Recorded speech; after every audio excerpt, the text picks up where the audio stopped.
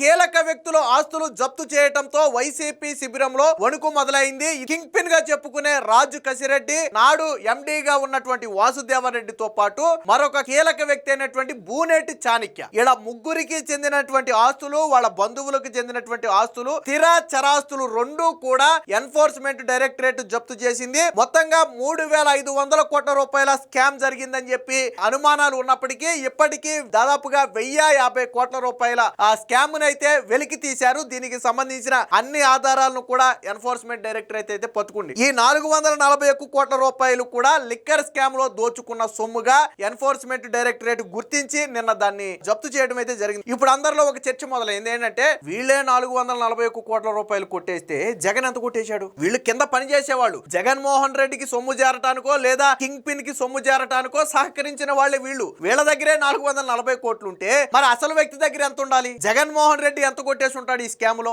ఇప్పుడు ఈ చర్చ అనేది బయట ప్రజల్లో నడుస్తుంది. సో దానికి త్వరలోనే సమాధానం చెప్పుద్ది. ఈడీ ఏమి ఇక్కడ తాగదు.